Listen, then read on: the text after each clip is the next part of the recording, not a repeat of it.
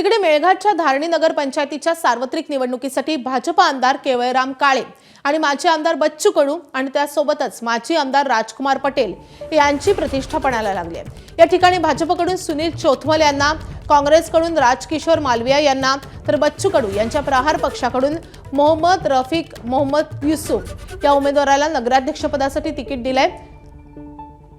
या सगळ्याचा आढावा घेतलेला आमचे प्रतिनिधी प्रणय निर्बान यांनी।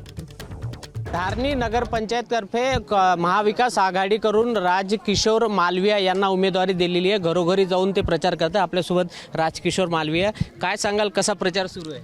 धारणी का विकास करने के लिए मुझे उम्मीदवारी दी गई है, मैं विकास करूँगा।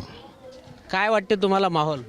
हे बघा, धारणी नगरपंचायत जे निवडणूक सुरू आहे हे महाविकास आघाडी काँग्रेस पार्टीच्या तर्फे राजकिशोर मालवीजी यांना आम्ही उमेदवारी दिलेली आहे।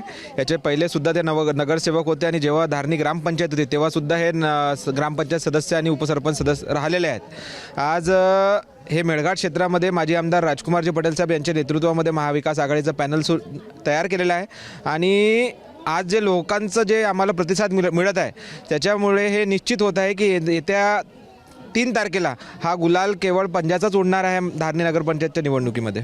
आपण बघू शकतो की पंजाचाच गुलाल उडेल असे अपेक्षा या काँग्रेसच्या उमेदवारांना आहे। कॅमेरामॅन अमोल देशमुखचा प्रणय निर्बान, एबीपी माझा, धारणी, अमरावती।